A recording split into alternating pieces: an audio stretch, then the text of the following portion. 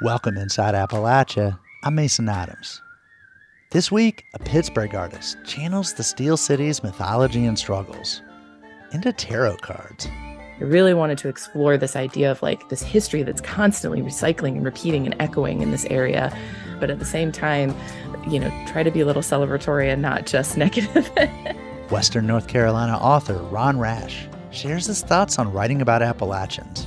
You don't want to sentimentalize the people. You don't want to demonize them, because to me, sentimentalizing a group of people in a novel is, in many ways, just as bad, because either way, you're just simply denying their humanity. And we hear about efforts in Virginia's Shenandoah Valley to return a young bald eagle to the wild. Parents may still be around, but at this point, they don't want to see this bird. They want him to go get a job. You'll hear these stories and more this week inside Appalachia.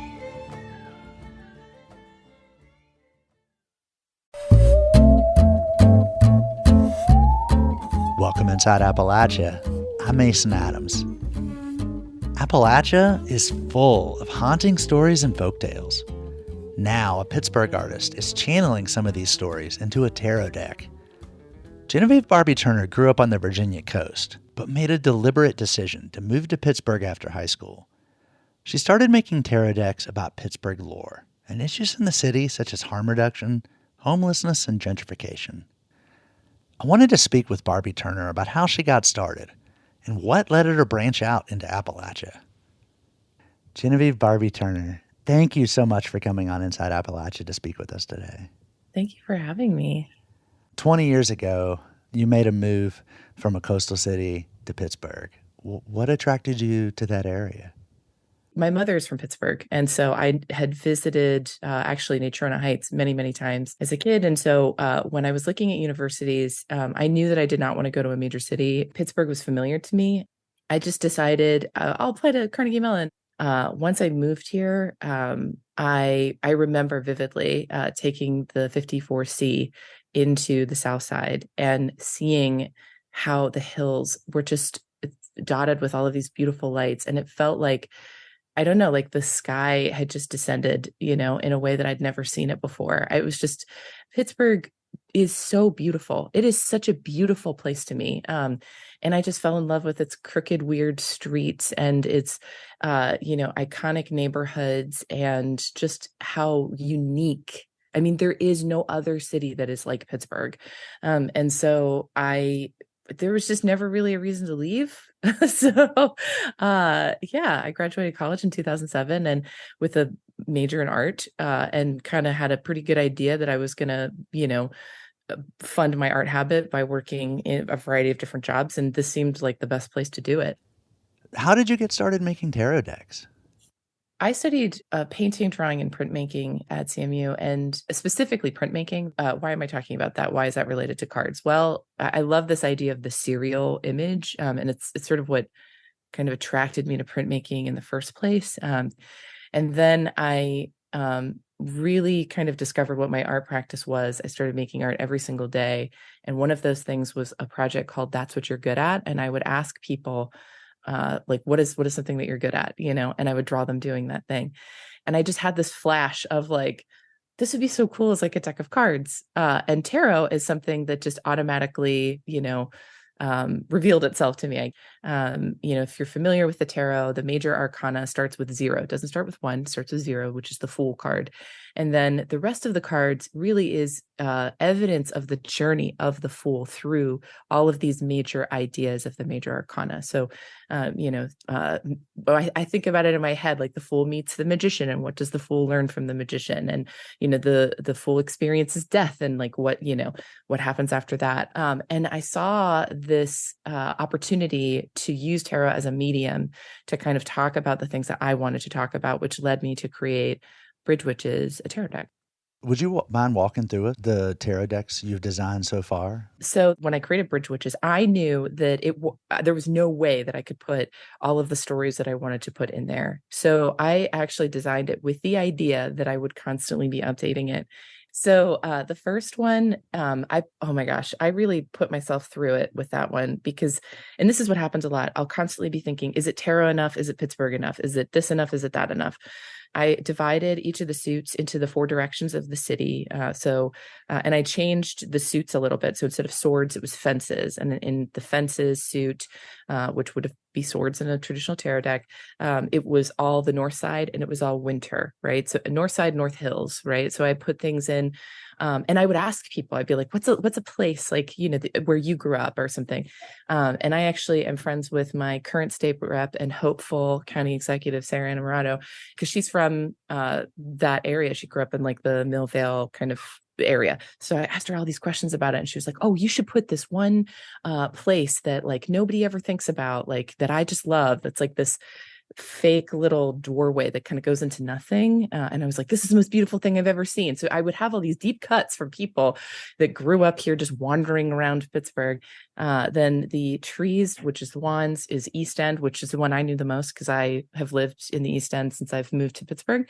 And I just put everything in there, like the zombie card, which is not part of that suit, but is major arcana, but was about gentrification, but also about alcoholism and also about, Millionaires Row and just, all of these little tiny things. And I really wanted to include the different immigrant populations that came to Pittsburgh and not just, the first colonists, but also the different waves and including like the more recent waves of folks from Asia and Southeast Asia. So there's all of these little like hints and hits within each of those. And then each iteration, each volume kind of grows and changes. Like I wanted to talk about the gig economy and how I was initially making Bridge Witches at a time when we were talking about New Pittsburgh and who New Pittsburgh was for and what that meant. And as I was working on this, it was just kind of this reaction to like, okay, well, Uber came and the world didn't change for us here, like this investment in technology that was supposed to be, so great for the city, like doesn't really seem to have gone anywhere. It's almost like, when the robber barons came and quote unquote, invested in Pittsburgh and, around the turn of the 20th century. And all they did was make millions and millions of dollars. And, we had to fight for, the weekend, right? And the 8-hour workday. And so I wanted to kind of like, especially within a tarot deck that is this cycle, I really wanted to explore this idea of like this history that's constantly recycling and repeating and echoing in this area. But at the same time, try to be a little celebratory and not just negative and critiquing every little thing either. And then I've created some other decks. I won't really go super into them because they're not as relevant, but they're about mental health and queerness and also my love of horror films. But what was interesting about creating these decks, specifically the Pittsburgh ones, is I thought, oh, it's just going to be popular here in Pittsburgh, like local, whatever. I have sold these decks literally around the world. I have sent these decks to New Zealand. I've sent them to Sweden. I've sent them like to everywhere, I think the only place I haven't sent them is somewhere in South America. So if you know somebody down there. But yeah, it's wild. I find that this area is actually far more relevant and the stories that we have here are very relatable, I think, to other parts of the world as well. Yeah, I find myself relating to Pittsburgh culture and history and stories as a fellow Appalachian, but even as a human being.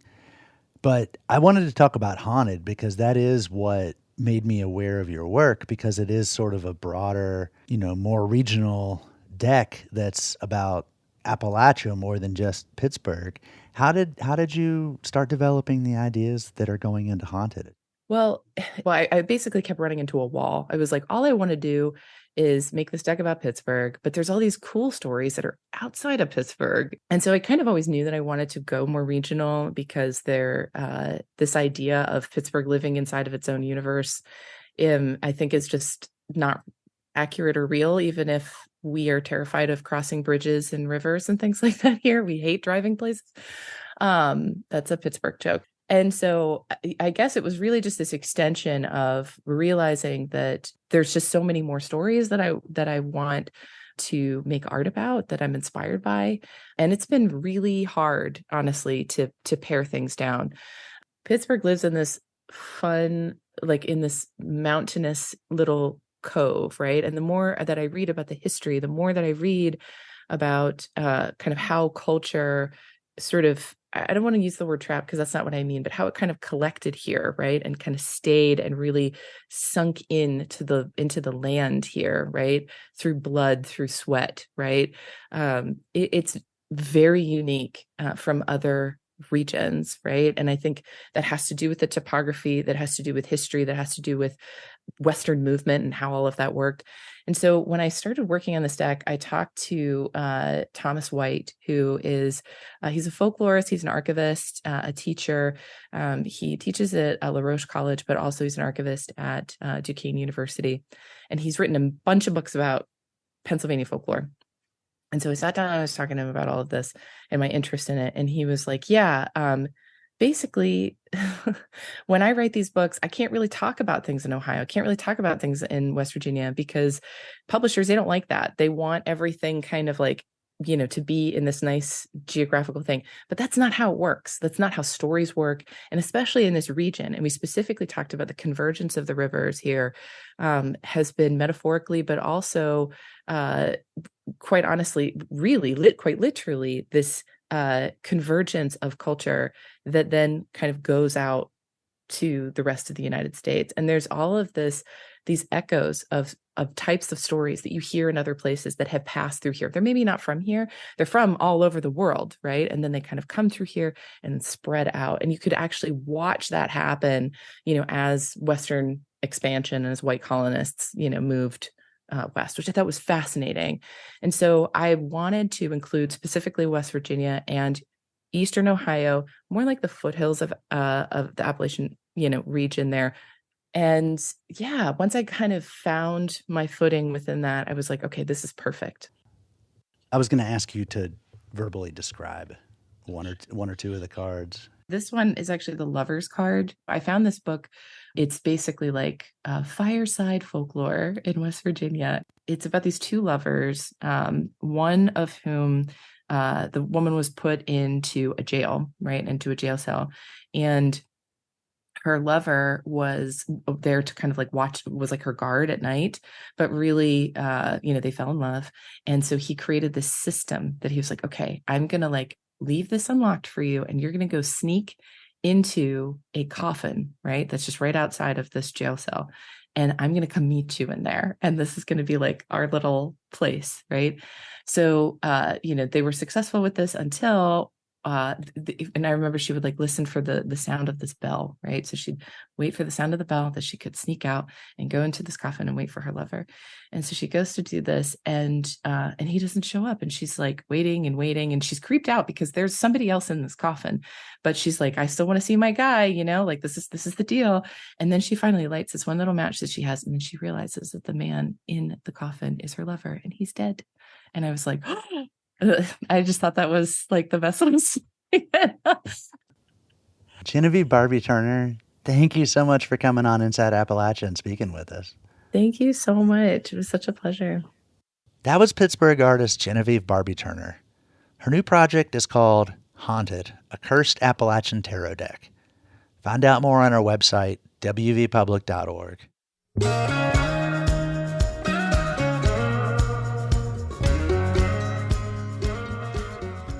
Ron Rash is an Appalachian poet, novelist, and short story writer.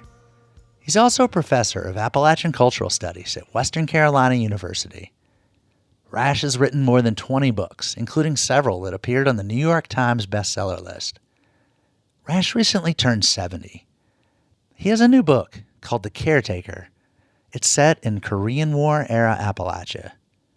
Producer Bill Lynch spoke with Rash about the novel, Appalachia and Getting Older. You've written quite a bit about place, about Appalachia, but time is interesting. What drew you to the early 1950s and post-World War II, pre-Elvis, the Korean War, that particular time? Well, several things. I wanted actually one, which I became more conscious of as I got deeper in the book, was that with the way technology is today, that was one of the last times when almost all human action was face to face. And I think that in a way, because of, even what we're doing right now, but I thought that's really interesting because I think sometimes, and I do this too, we spend so much time kind of filtering through technology that we don't get that much more dramatic sense of coming face to face with each other, particularly in very emotional moments. And so certainly 1951 was at a time before television, before there were some telephones, but nevertheless, there wasn't a lot of that communication for a number of people. Korea, that period's always kind of been interesting to me because I had relatives who fought in the Korean conflict, and one particularly was a Marine who was in the middle of some of it, and so that's always kind of stayed with me. The time of The Caretaker is set right before you were actually born. I wondered, writing about a time that is kind of like your near past or just before you, whether that was more difficult or easier than, say, writing about the Great Depression. It wasn't as difficult because I didn't have to go back as far. I mean, a number of the advertisements, even, some of the things that were there in 1951 were things I saw when I was growing up. So that wasn't difficult. And that's always kind of fun to go back. And the novel set on my grandmother's farm, which was between Blowing Rock and Boone. So I was using a landscape that actually I'd spent a good bit of my writing career wanting to write a novel about, and I'd never been able to until this one. It somehow fit. And interestingly, I think when you read the book is that my grandmother's farm, which is still in the family, I own the land nearest the cemetery. There is a cemetery right above it. So, even that part kind of came from just a desire to write a book about that place and to preserve it in memory, because certainly it's changed. Some of the land has been sold off of the original farm. As an Appalachian writer and a writer who writes about Appalachia, what do people outside of Appalachia maybe get wrong about the people of Appalachia?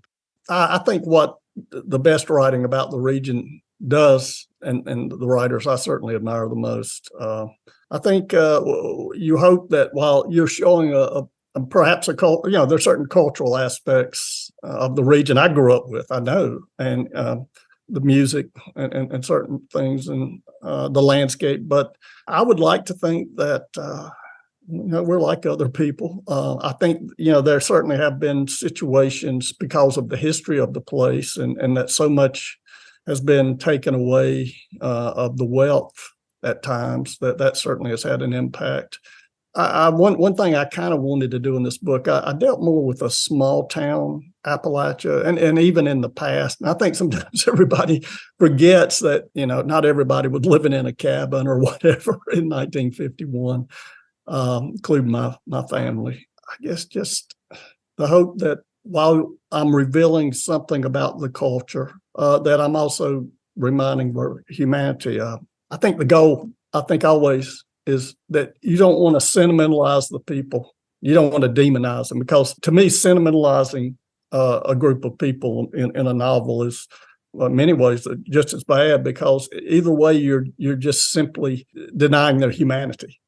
One of the things I liked about your book was it wasn't kind of a misty-eyed look at the past. No, this wasn't Mayberry. Yeah, and it's not that Lost Eden either. I think that people have been essentially pretty much, as you get to the core of being a human being, I think it pretty much has stayed the same through several thousand years at least. And but that is, I think sometimes it is interesting to try to capture a place. And one thing I've enjoyed in my work, this is my 20th book, is trying to, I hope that it all kind of works like a quilt, that each collection kind of ties into this overall, interest in the history. And I'm not the first writer to do this. Robert Morgan has done it beautifully. But I think there is something, for me personally, that my mother's a great quilter, and I've always thought of my work as being like each collection, whether it's poetry collection, stories, that it's another patch, but it all in a sense is connected. So, I've set books at certain times I thought were pretty crucial moments, particularly in the region. And I think this period in the 50s, you're really starting to see a lot of shifts then too. Well, looking at your collected works, you kind of got your success, at least as publishing, a little later. Do you think it makes much difference when an artist finds his audience, when he maybe has his brush with success? You think it's better to get it early, or have you enjoyed it more, you think, since you got it like in middle age? I think it's a lot easier if you get it later, if you don't give up. For me particularly, I think it was really, I'd been publishing, I guess, about 6 or 7 books before I had one that really got more attention outside the region. And but I think that was good for me as a writer. I would not want to have had success early. I think that's tough. You have to be very careful when that happens, I think, to just kind of not lose your bearings. I've been pretty happy with the pace of what recognition I've gotten. You have a big milestone coming up. So how do you feel about that? Oh, wow.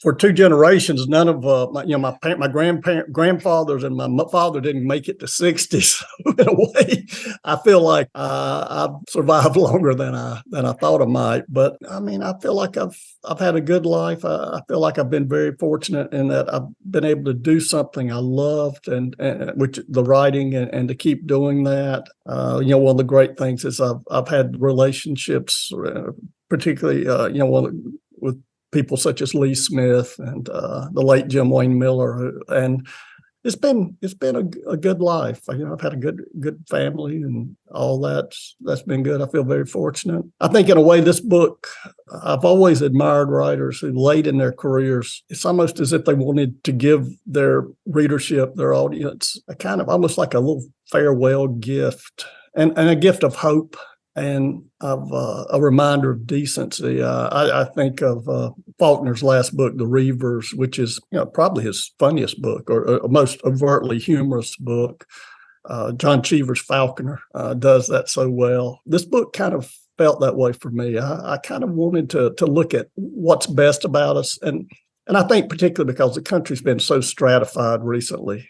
I think we're constantly looking for the worst in each other, and this book, I hope, kind of, while not being sentimental, does remind us that something I do believe, that I think most people are good, most. And William Faulkner said that he felt like most people were a little bit better than their circumstances ought to allow. And that quote stayed with me because I think it's probably true. Most people.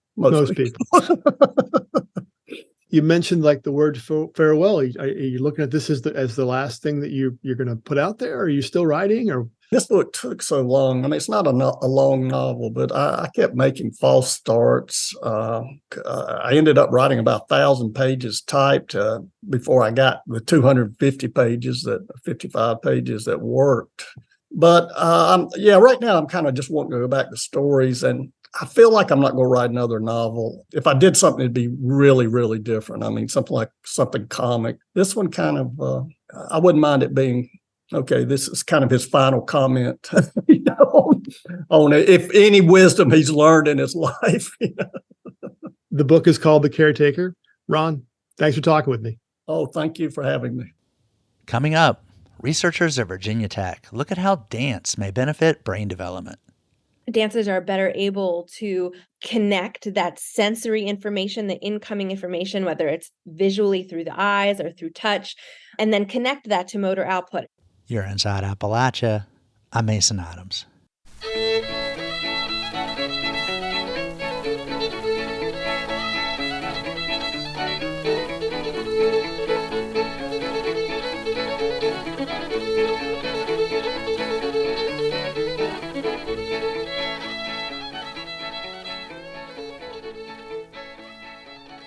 Support for Inside Appalachia is provided by Concord University, focusing on students' futures. Classes available at concord.edu/apply.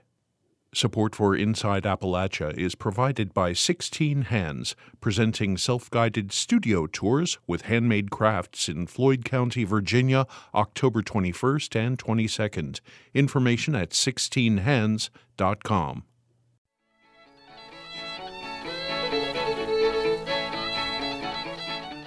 Scientists have long known that physical movement is good for our brains. Studies have found that more recess helps kids to score better grades. But what about dancing? Researchers at Virginia Tech are looking at how dance and other types of exercise may benefit brain development. Radio IQ's Roxy Todd reports. In downtown Pulaski, 10 ballet students gather for class. Front. Their teacher, Sarah Alderman, leads them through a warm-up. Side. Some of these students have been training for more than 10 years. In another class, 15-year-old Lucas Fisk is learning dance for the first time.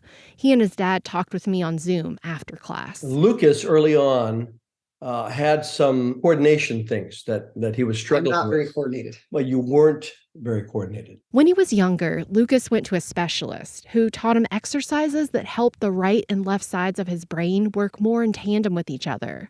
Swimming also helped.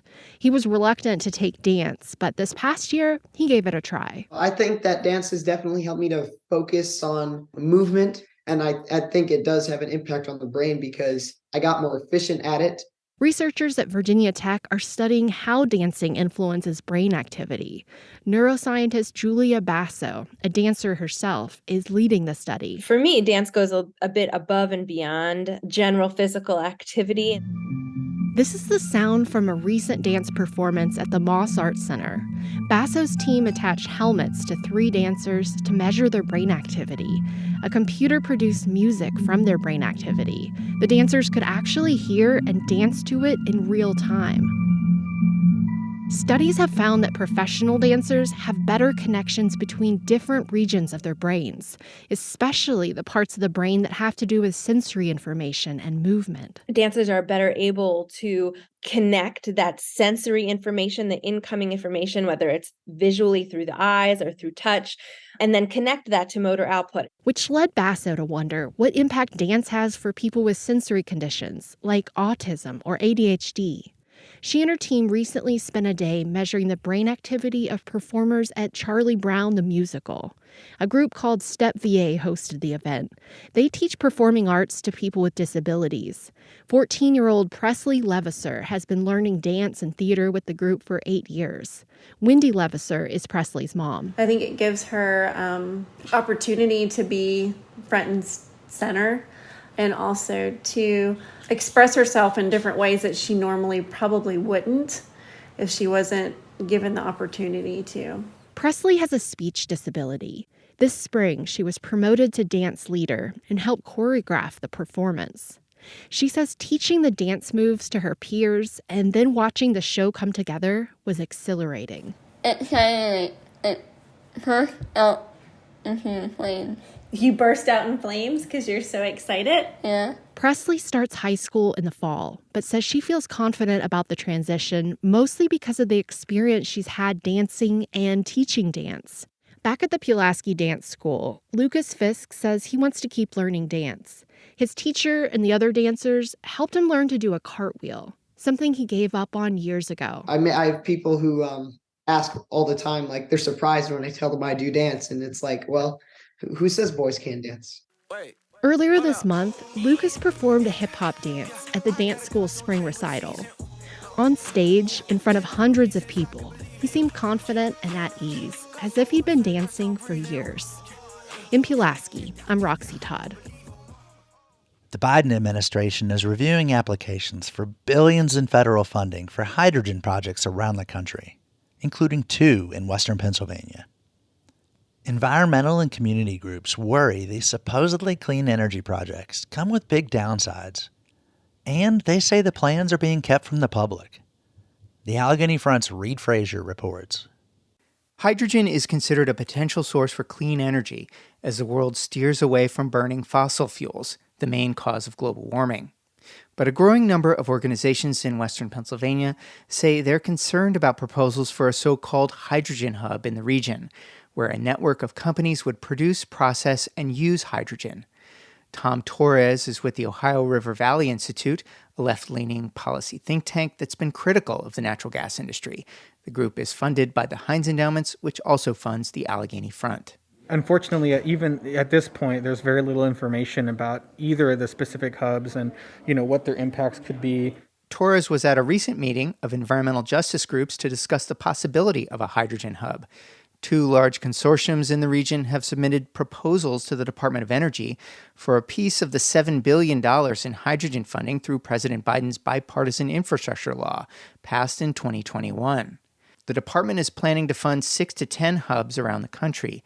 The law mandated at least 2 of the hubs be in regions with large natural gas resources. The proposed Appalachian hubs based in western Pennsylvania, one is called ARCH2, the other is called DNA, would produce what is known as blue hydrogen, where hydrogen is stripped out of natural gas and carbon dioxide produced in the process gets injected underground instead of being released into the atmosphere. While few details are known about the proposals, they've attracted big oil and gas companies like Shell and EQT. Torres worries what continued extraction could mean for the region. The method of hydrogen production utilized here involves a significant amount of fossil fuels, and so they'll be producing hydrogen from fracking, which, comes with a lot of associated risks to public health and to the environment. A recent state-funded study found links between fracking and asthma and childhood lymphoma in western Pennsylvania. Other studies have shown links to childhood leukemia, low birth weight, and premature death in the elderly, among other health effects. Environmentalists are also skeptical about blue hydrogen's climate benefits because they say companies haven't yet shown they can capture CO2 from hydrogen production at sufficient rates. And there are concerns that these mega projects, which will cost in the tens of billions of dollars, simply won't make financial sense and will fail to fulfill their economic promise. Sean O'Leary is a researcher with the Ohio River Valley Institute. It could become the next act in that ongoing distraction of local policy and local and state policymakers from doing work that actually can have positive impact in terms of jobs and incomes.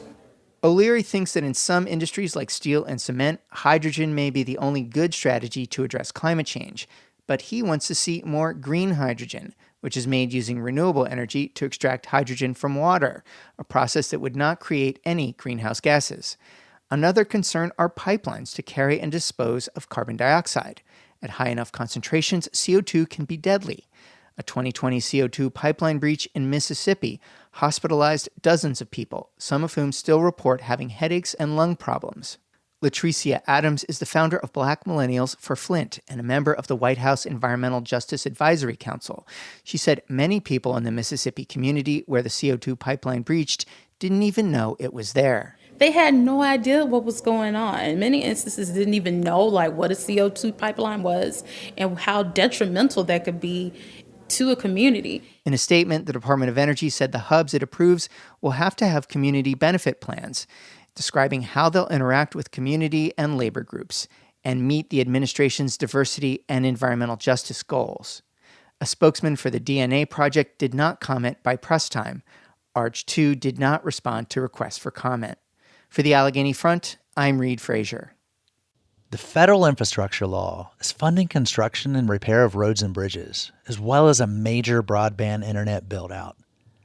But contractors are having trouble finding enough people with the right skills to do the work. WVPB's Curtis Tate reports on what that looks like in West Virginia. U.S. Transportation Secretary Pete Buttigieg got a friendly reception from residents in Wheeling recently. He was there to promote the Biden administration's infrastructure law enacted by Congress and signed by the president in 2021. The Infrastructure Investment and Jobs Act, along with the Inflation Reduction Act of last year and other programs, are bringing a lot of federal dollars to places like Wheeling. The city is using a $16 million grant from the infrastructure law to improve its Main Street. While the construction work was underway outside, Buttigieg spoke at a restaurant downtown. This infrastructure bill is so big in its proportions. It's really testing the capacity of the United States. And that's true on everything from raw materials to workforce. After years of disinvestment, federal funds are coming to Appalachia. The goal, say people familiar with Appalachia's strengths and needs, isn't simply to put people to work on jobs that have an expiration date. Rather, it's to build skills that last a whole career. So they can hop from client to client to client and keep a continuous pipeline and flow of projects to where they can continuously employ and maintain their organization and grow exponentially. That's Jacob Hanna, Chief Conservation Officer for Coalfield Development in Huntington. His organization trains solar workers, often former coal miners. He expects the influx of federal dollars will create even more opportunities in solar in the region. Some of those solar projects could be built on mine sites reclaimed with newly available federal dollars, including one in Hannah's native Mingo County. It will provide 100% of the power the local high school needs. So we're trying to help catch up the workforce to meet the demand of the solar companies that are meeting the demand of this big funding opportunity that's happening. Gail Manchin, the federal co-chair of the Appalachian Regional Commission, says the infrastructure law has brought a wealth of new opportunity for the state and region. Sometimes it only takes a little bit of retraining to build a workforce that's ready for new jobs that are coming to Appalachia, she says, whether it's aerospace or power plants fueled by hydrogen. Hub where they're talking about coming in with hydrogen plants. They say that if you worked in a coal-fired plant, then you would be able to work in a hydrogen plant. Skill sets are almost identical. And from a regional perspective, Manchin says it's okay for surrounding states to benefit from businesses expanding in West Virginia. Whether it's the Nucor steel plant in Mason County or the Form Energy battery factory in Hancock County, the new plants in West Virginia may need workers from Kentucky, Ohio, or Pennsylvania. That's just my personal belief that it can't just be a West Virginia project. It can't just be West Virginia workers. But some observers are concerned that the workforce may not be ready, and the jobs may not sustain the people who need them the most. Joseph Kane, a fellow at the Brookings Institution in Washington who focuses on infrastructure's economic role across different regions, says states may be tempted to put the cart before the horse when there's a window of federal funding available. We have this like gold rush mentality nationally, where places are just like tripping over themselves trying to like get to the buckets of federal money while they can. For example, Kane says a local water utility might have 5 workers and 2 or 3 are eligible to retire. Or they might seek higher paying jobs in other states. Losing 40% to 60% of your workforce at a time when federal money is flowing into water infrastructure isn't ideal, he says. Kane says states need to create a pipeline of skilled trades to do the work over the coming decades. That could be for initial construction or ongoing operations and maintenance. We need to create a talent pipeline, right? Like we like the need is to have a bigger pool of talent in general, even over the next 5 years, 10 years, 20 years, 30 years, that like all these employers can pull from. If the talent pool is too small, states risk competing with each other for a scarce resource. We're going to compete against each other for those few people. And then it's kind of like a race to the bottom where we can't find people to do the work. It's not just boots on the ground, Kane says. Some communities don't have the people they need to write the grants to get the competitive funds in the first place. They're sitting on over $100 billion in competitive grants that they can award places. And the concerns I've heard from places is not even do they have the staff to do these projects. They don't even have the grant writers to get those competitive grants or to apply for them. Manchin says you can't just throw money at a city or county government and expect them to know what to do with it. I think money just passed out without any structure or guidance can sometimes not be a blessing at all, but be a hardship. That's part of the Appalachian Regional Commission's modern mission. The agency was conceived by President Lyndon B. Johnson's White House as a federal anti-poverty program. In the past, the ARC focused on hard infrastructure, such as a 3,000-mile network of improved highways in the region. In more recent years, the ARC has turned its focus to human infrastructure, education, training, workforce development, and entrepreneurship. Kane says it won't be enough to say you spent a certain amount of money to create a certain number of jobs. A true return on investment would be a build-out of durable skills that workers can use until they retire. Maybe people will get some jobs, but maybe the bigger point is the fact that they're getting licenses and certifications and skills that allow them to do other sort of work once that construction project ends. And I haven't gotten a clear answer to that, which is concerning, right? Because the money's already going out there. Hannah says big one-time projects can still deliver benefits to a region that's been in distress. So, those one-off projects, they're valuable, they're beneficial, they're not permanent long-term, but they help sort of get a shot in the arm, a jump start, for a community in a region. And then what we want to do is be able to place those folks into other opportunities that may be more long-term and long-lasting. Hannah says he's optimistic about the federal funds that are available from several agencies, and that the federal government is making coal communities a priority for the investment. And I think right now we're in a very exciting time because the government is willing to invest in that experimentation period. Hannah's organization helped grow Solar Holler into the biggest solar installer in the region. 10 years ago, there wasn't even a solar installation company in our region. And so we're trying to catch up really quickly. Now there are 6 or 7 solar companies in the region, Hannah says. Still, Hannah says it's a stretch to transform the workforce in just 10 years when the economy has been based on a single extractive industry, coal, for more than a century. For Inside Appalachia, I'm Curtis Tate in Wheeling. That segment was part of a West Virginia Public Broadcasting series, Help Wanted, Understanding West Virginia's Labor Force. To hear more, visit our website, wvpublic.org.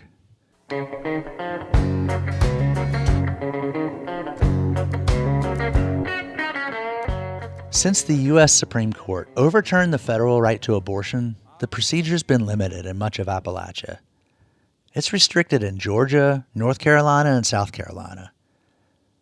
And in Alabama, Kentucky, Tennessee, and West Virginia, it's banned outright.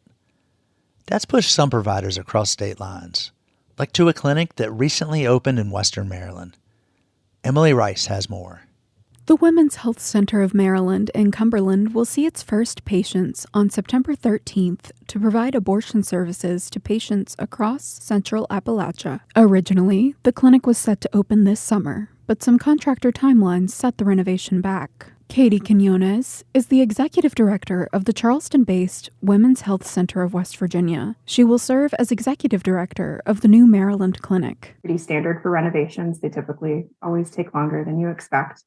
And as abortion providers, we often do what feels like impossible, so we can become pretty ambitious, and we might have set an early goal. By opening in Maryland, the clinic will be able to employ physicians who are licensed in states with less regulation, easing access to abortion services. We do know that there are a large number of doctors in Maryland and regionally that are interested in providing abortion care in the state of Maryland, just because where Women's Health Center of Maryland is opening is going to be such a key regional access point for abortion care. Quinones said the clinic will be a key regional access point for people seeking an abortion near West Virginia and other states that have passed abortion bans. Even in the state of Maryland, only 2 abortion providers operate, and they only offer first trimester abortions and medication abortion. So again, that limits access to for folks who need procedural abortion and folks who need abortion into the second trimester. Quinones said that while speaking with other clinics in the planning process of Women's Health Center of Maryland,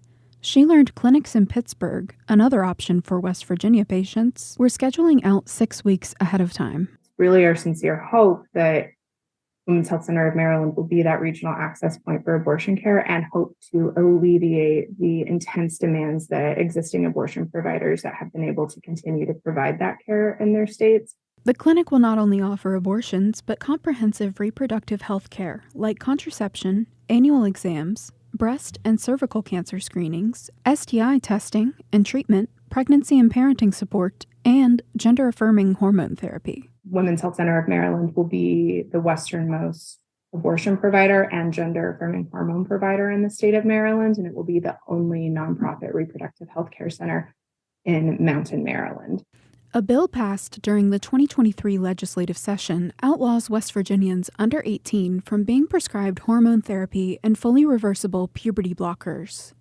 It also bans minors from receiving gender-affirming surgery, something physicians say doesn't even happen in West Virginia. Under the law, which will take effect in January 2024, a patient can be prescribed puberty blockers and hormone therapy after receiving parental consent and a diagnosis of severe gender dysphoria from 2 clinicians, including a mental health provider or an adolescent medicine specialist.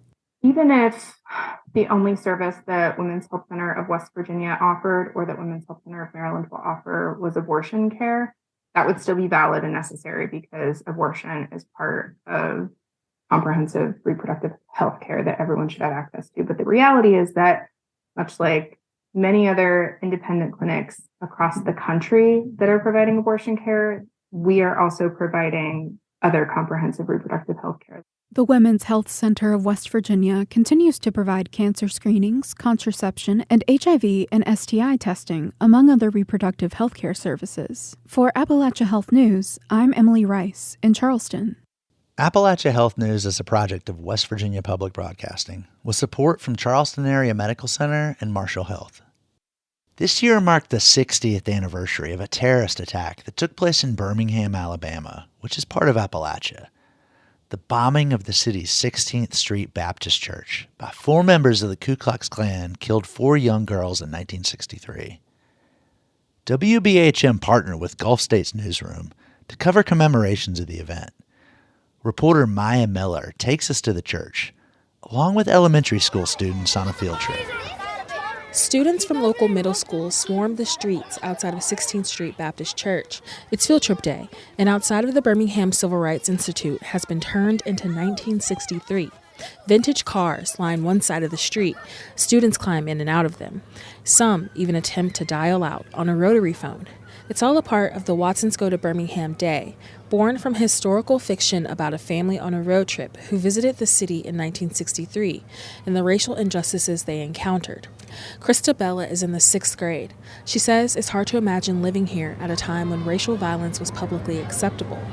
I think life back then was probably way more upsetting, especially since this beautiful town Birmingham used to be called Bombingham. Kahari is a 7th grader from Huffman Middle School. She says a lot has happened in the last 60 years, but there are still people who are full of hate.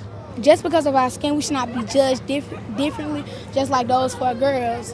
Think about it. If there were 4 non-black women in that building, would the same thing would have happened to them? Corliss Datcher is helping to teach the students about the violence. She works for the Advent Episcopal School. She says teaching race with sensitivity can be difficult, and living in Alabama gives her plenty of historical injustices to point to, like the 16th Street bombing. But times have changed. You have an opportunity to learn with a group of students that weren't able to learn together, 60 years ago. Datcher says even though the kids may not be able to fully understand the violence, there's a part of this history everyone can relate to. For the Gulf States Newsroom, I'm Maya Miller.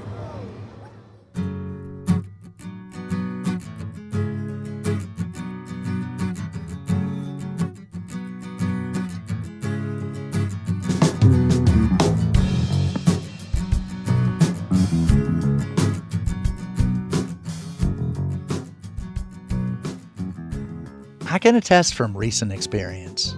Spotting a bald eagle in the wild is a thrilling sight. But until recently, that was all too rare an experience. For decades, bald eagles' populations dwindled, threatened by pollution, pesticides, and people's expansion into their habitat. But then the bald eagle was federally protected, and the pesticide DDT was banned. And in 2007, the bald eagle was finally taken off the list of endangered and threatened species. But every now and then, a bald eagle still needs help. WMRA's Randy B. Hagee has this story about a young bald eagle being returned to the wild.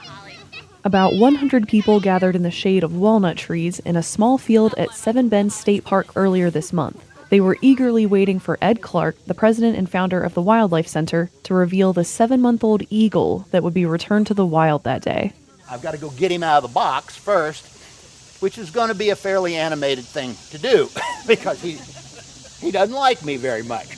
But the eagle's nest blew out of a tree in early April. Megan Dellinger, an education specialist at the park, was one of the rangers who found the bird. She picked it up with a towel to transport it to the wildlife hospital after a biologist determined it had a wing injury. It was so cool. Definitely a once-in-a-lifetime opportunity, trying to be as careful as we can, but getting what we needed to accomplish. It was a lot of fun. It was big. We called it a big baby. It was maybe 2 feet long with the tail feathers, and its talons were about as thick as my fingers. It was really big, but it was fairly docile and calm. Once there, vet staff x-rayed the eaglet and found that the wing had been broken but had started healing on its own. So it rested up alongside another young eagle at the center until it was ready to fend for itself. Before the release, Clark took questions from the crowd. Oh, good question. Are the parents here and would they recognize it? Parents may still be around, but at this point, they don't want to see this bird. They want him to go get a job.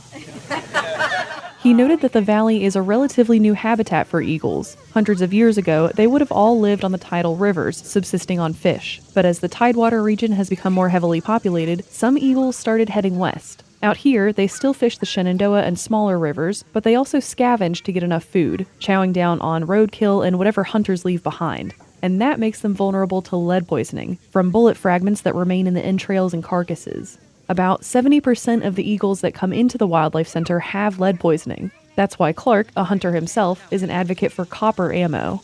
Still, though, eagles have made a major comeback in the last 50 years. They were endangered species for a long time because of DDT, pesticide poisoning, and the pesticide that was killing them was doing so in a very subtle way. It was preventing reproduction. And by 1972, here in Virginia, we had 52 eagle nests in the whole state.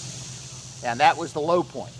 But today, we've stopped counting because we have nearly 2,000 eagle nests east of the Blue Ridge. This bird won't be ready to find a mate and build his own nest until about 4.5 years of age, when it develops the bald eagle's trademark white head. For now, all of its feathers are a mottled dark brown. Clark grasped the bulky fledgling with both arms and carried it to the center of the field. All right, ready on the count of 3. 1, 2, 3. Go, bird. Wow. That is so cool. Yay!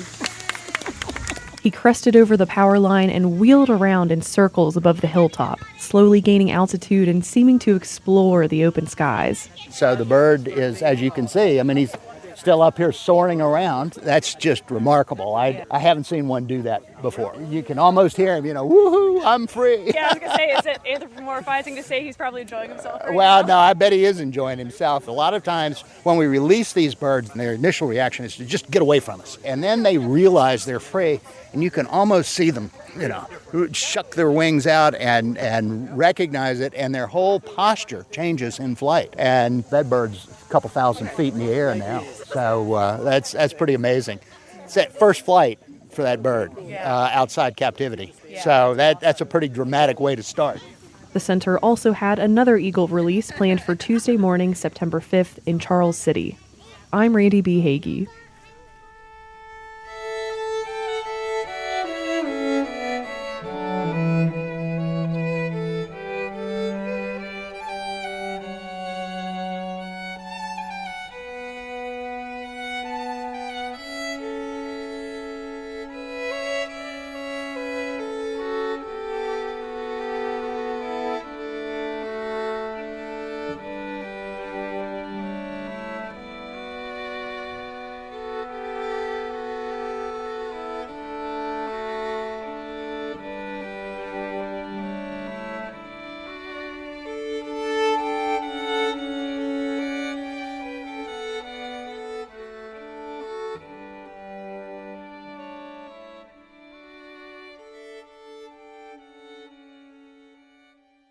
Till next time, thanks for joining us as we journey throughout Appalachia. Our theme music is by Matt Jackford. Other music this week is provided by Sierra Farrell, Chris Stapleton, the Kessinger Brothers, Sturgill Simpson, and Paul Loomis. Bill Lynch is our producer. Xander Alloy is our associate producer. Our executive producer is Eric Douglas. Kelly Libby is our editor. Our audio mixer is Patrick Stevens. You can find us on Instagram and Twitter @InAppalachia. You can also send us an email to insideappalachia@wvpublic.org. Visit wvpublic.org/InsideAppalachia to subscribe or stream all of our stories. Or look for Inside Appalachia on your favorite podcast app. Inside Appalachia is a production of West Virginia Public Broadcasting.